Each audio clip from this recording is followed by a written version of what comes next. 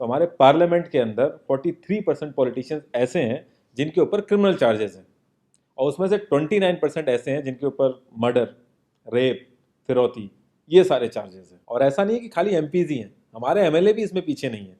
अगर मैं 2015 दिल्ली इलेक्शन की बात करूं तो उसमें 70 में से 43 नेता ऐसे जीत के आए थे जिनके ऊपर क्रिमिनल चार्जेस थे।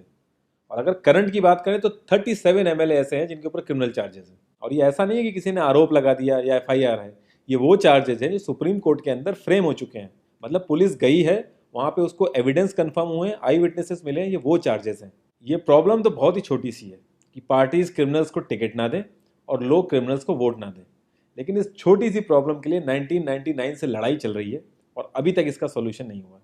1999 में एसोसिएशन फॉर डेमोक्रेटिक रिफॉर्म, जिसे एडीआर नाम से ज़्यादा जानते हैं लोग, इन्होंने जो भी क्रिमिनल्स हैं पॉलिटिक्स में, इनके लिए एक पीआईएल डाली दिल्ली हाई कोर्ट में, और दिल्ली हाई कोर्ट ने उसको एक्सेप्ट भी कर लिया। जब दिल्ली हाई कोर्ट ने ये पीआईएल एक्सेप्ट की थी तो ये चीज़ वहीं ख़त्म हो गई थी। ये जो नेता जिन्हें हम जिता के लाते हैं ना, ये सब लोगों ने मिल के उस पीआईएल के अगेंस्ट में सुप्रीम कोर्ट में अपील कर दी। जब सुप्रीम कोर्ट से भी इनकी अपील खारिज हो गई तो हमें वो देखने को मिला जो हमने कभी नहीं देखा था, ये सारी पार्टियां एक हो गई।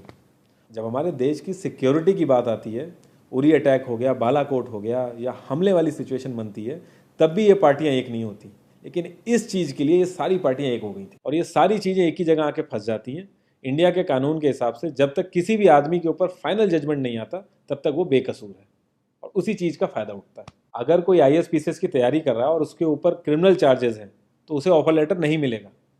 यहाँ तक कि क्लर्क की जॉब के लिए उसको दिक्कत आ जाएगी। लाखों कैदी ऐसे हैं जिन पर अभी जजमेंट नहीं आया है, जो अंडर ट्रायल है, उनको जेल में डाल रखा है। तो ये सारी चीज़ें जो एप्लीकेबल होती हैं सिर्फ पॉलिटिशियंस के लिए होती हैं, बाकी किसी के लिए नहीं। इतने बड़े सांसदीय क्षेत्र में पार्टियों के लिए इतना मुश्किल हो जा रहा है ऐसा कैंडिडेट ढूंढना जिसका कोई क्रिमिनल रिकॉर्ड ना हो। एडीआर की रिसर्च के हिसाब से क्रिमिनल कैंडिडेट के चांसेस 3 गुना ज़्यादा होते हैं जीतने के क्लीन कैंडिडेट के मुकाबले। एक क्रिमिनल कैंडिडेट मनी और मसल पावर का परफेक्ट कॉम्बो बन जाता है। पार्टी के लिए फंडिंग इकट्ठी करनी हो, self financing, black money, campaigning के लिए फाइनेंस इकट्ठा करना हो, हर एक चीज़ में माहिर होते हैं। इसलिए पॉलिटिकल पार्टीज की ये पहली पसंद बन जाती है। पहले लोग इतनी डिमांड में नहीं थे, पहले वही भीड़ इकट्ठी करना, बूथ कैप्चरिंग, इन्हीं सब चीज़ों तक ये लोग लिमिटेड थे। लेकिन ये जैसे से इनकी वर्सेटैलिटी बढ़ती गई, ये पॉलिटिकल पार्टीज की पहली पसंद बनते गए। यार पार्टीज की मजबूरी तो समझ में आती है, लेकिन कास्ट और सिस्टम फेलियर की वजह से लोगों की भी मजबूरी बन जाती है इनको वोट देना। आज की डेट में यार एफआईआर करने के लिए भी आपको जुगाड़ की जरूरत होती है, लेकिन वहीं अगर आप अपनी कास्ट वाले नेता के पास जाओगे तो आपका काम हो जाएगा, थोड़ा बहुत आपका हिसाब किताब देखेगा, आपका काम कर देगा वो। तो ये जो सिस्टम कमजोर है, ये मजबूर करता है लोगों को इन लोगों को वोट देने के लिए, और ये लोग पूरा ध्यान रखते हैं कि ये सिस्टम कभी स्ट्रांग ना हो। अगर तुम क्लोजली ऑब्जर्व करो तो हर नेता यही तो समझाने की कोशिश कर रहा है कि सिस्टम सारा खराब है, सिस्टम में ये कमियां हैं, और मैं तुम्हें इस सिस्टम से बचा लूंगा। और गरीबों के हक के लिए लड़ते लड़ते लड़ते वो खुद अमीर हो जाता है। यार जीतने का एक सुपर हिट फॉर्मूला है, एक एरिया डिसाइड करो, उस एरिया की कास्ट कैलकुलेशन कर लो, जो कास्ट मेजोरिटी में है उसका रॉबिन हुड टाइप या एक बाहुबली टाइप एक नेता खड़ा कर दो।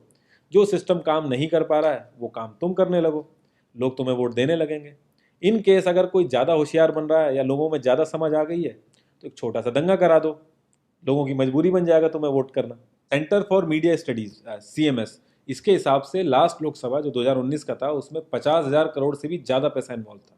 पूरे वर्ल्ड में इंडिया सबसे ज़्यादा पैसा खर्च करता है इलेक्शन में, यूएसए से भी ज़्यादा। तो यार तुम्हें क्या लगता है, इतना पैसा खर्च करके कोई जब आएगा तो वो रिटर्न ऑफ इन्वेस्टमेंट नहीं देखेगा? ऐसे ये सारी पार्टीज आपस में कितना लड़ती रहती हैं, कितने वैचारिक मतभेद हैं इनके आपस में, लेकिन जब भी ट्रांसपेरेंसी इन पार्टी फंडिंग की बात आती है ये सब लोग एक जैसा राग अलापते हैं। ये लोग कभी भी पार्टी फंडिंग में ट्रांसपेरेंसी आने ही नहीं देंगे। एक बार जब ये लोग पावर में आते हैं ना तो पूरा का पूरा सिस्टम इनके हिसाब से चलता है, और जो पुलिस वाले इनके हिसाब से नहीं चलते ना उनका ट्रांसफर हो जाता है। 144 पुलिस ऑफिसर्स 1 लाख लोगों की सिक्योरिटी देख रहे हैं, और जब हमारे नेताओं की बात आती है तो 47,000 पुलिस वाले 14,842 नेताओं को सिक्योरिटी दे रहे हैं। अब बाहुबलियों को क्या जरूरत है सिक्योरिटी की? कभी किसी क्रिमिनल को देखा है जिसके आगे पीछे आईएएस पीसीएस पुलिस वाले जी हजूरी कर रहे होते हैं? बहुत ही वर्स्ट सीन होता है वो।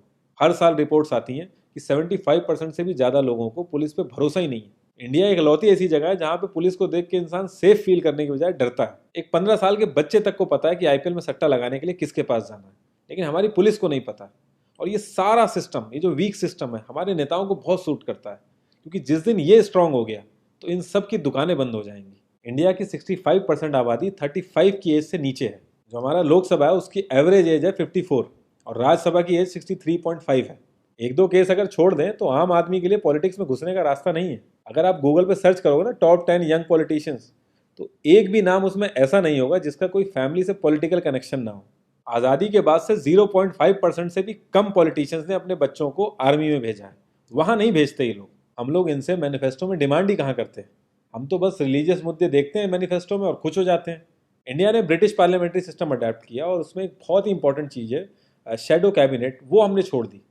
इसके बारे में बहुत ही कम लोगों को पता है और ये लोग हमें पता लगने भी नहीं देते। तो इसमें होता यह है कि अगर मैं फाइनेंस मिनिस्ट्री का ही एग्जाम्पल लूँ तो जो भी रूलिंग पार्टी का फाइनेंस मिनिस्टर है उसके पैरेलली एक ऑपोजिशन का भी फाइनेंस मिनिस्टर असाइन हो जाएगा और जो रूलिंग पार्टी का फाइनेंस मिनिस्टर है उसकी एक्टिविटीज़ को ऑपोजिशन का फाइनेंस मिनिस्टर लोगों तक पहुंचाएगा। और इसी तरीके से हर डिपार्टमेंट में होता है और लोगों के लिए बड़ा बेनिफिशियल रहता है ये। क्योंकि एक छोटे से छोटे काम के लिए हमारे इंडिया में बहुत सारी मिनिस्ट्री इन्वॉल्व रहती हैं, तो एक्चुअल में किस नेता की गलती है पता ही नहीं चल पाता है। इस तरीके के बहुत सारे कॉन्सेप्ट हैं जो हम लोगों को पार्टी से मैनिफेस्टो में डिमांड करने चाहिए, क्योंकि हम लोग तो हमेशा मंदिरों और मस्जिदों के लिए ही लड़ते हैं। ये सारी चीज़ें एकदम से तो सही हो नहीं जाएंगी, लेकिन एक चीज़ हमारे हाथ में है कि यार हम कम से कम किसी क्रिमिनल को तो वोट ना दें। और ऐसा तो होता नहीं कि सारे के सारे लाइन से क्रिमिनल ही खड़े हो जाते हैं। हमें बस इतना करना है कि जो भी कैंडिडेट क्रिमिनल है हमें बस उसे वोट नहीं देना है, भले ही वो हमारी फेवरेट पार्टी का हो, भले ही वो हमारी कास्ट का हो। बस एक दो बार हमें ऐसे करना है, फिर इन लोगों को टिकट ही मिलना बंद हो जाएगा पार्टियों से। जितनी रिसर्च हम अपना मोबाइल फ़ोन खरीदने में करते हैं ना, उसकी 10% रिसर्च भी अगर हमने अपने कैंडिडेट के बारे में कर ली तो ये क्रिमिनल जितने भी हैं पार्लियामेंट में नहीं दिखेंगे, ये वहीं दिखेंगे जहां इनको होना चाहिए। लास्ट में एक ही क्वेश्चन पे मैं इस कॉन्वर्सेशन को एंड करूंगा कि पॉलिटिक्स अगर समाज सेवा है तो सैलरी क्यों, और अगर नौकरी है तो एग्ज़ाम और क्वालिफिकेशन क्यों नहीं।